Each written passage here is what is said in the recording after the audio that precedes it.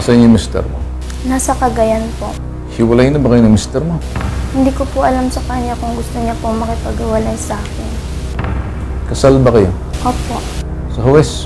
Opo. Legal bang pagkakasal ninyo? O baka peke-peke lang?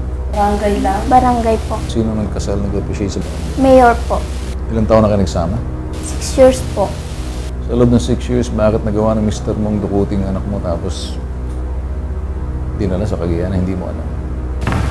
Ewan ko po sa kanya. Eh, kung hindi mo alam, hindi ako nagtataka kung bakit nandito ka sa akin. Ano ang dahilan kung bakit umalis yung mister mo? Kasi po may ginawa po siya dun sa amin. Hindi ko po alam kasi po may pagkamanyak po yun siya. Yung ate ko po, inano niya, sinilipan niya. Then, yun po, nag-stayin po siya sa trabaho niya. Tapos sabi niya, tag-isa na lang tayo ng anak kasi dalawa po yung baby namin. So, sinasabi mo, ang mister mo ay manyak. Ako. Sinilipan pati yan. Ate ko po. Paano nasilipan ng kapatid mo? Dahil Naliligo po siya. paano nalalaman ng kapatid mo sinilipan siya? Nakita po ng ate ko na siya yung sumisilip doon. Kinumpronta mo ba ang mister mo? Na, ba't ka naboboso sa ate ko?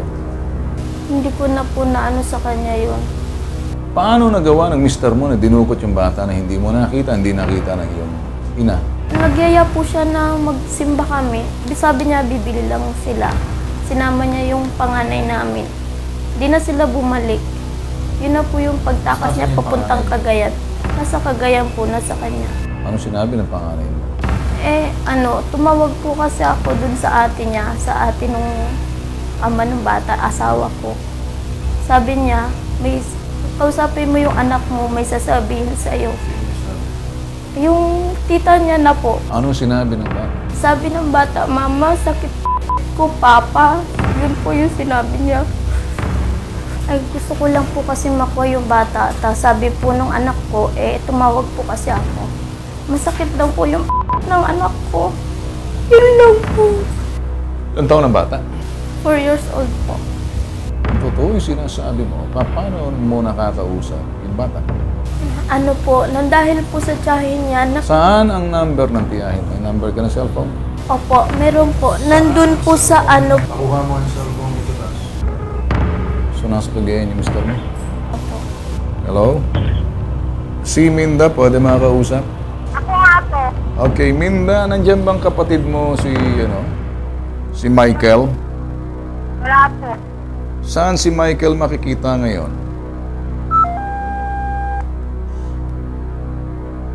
Yan na po yung kinakatakot ko, pinatay po nila. Hello? Minda, si Ben Tulfo to sa Manila. Kilala mo Tulfo? Bakit po? Bakit? Ang kapatid mong si Michael nandyan sa probinsya, hindi ba? Dala-dala yung kanyang anak. Opo. Sabihin mo kay Michael, isauli yung bata dahil minumolestya niya. May mensahe akong iiwan sa'yo, makinig ka na lang ha. Sabihin mo si Ben Tulfo. Sabihin mo doon sa demonyong kapatid mo, marinig ka ha, kung kinasusuklaman mong ginagawa ng kapatid mo, makipagtulungan ka. Sabihin mo kasi kaya kitang puntahan at alam ko kung saan ka nakatira. Tapos.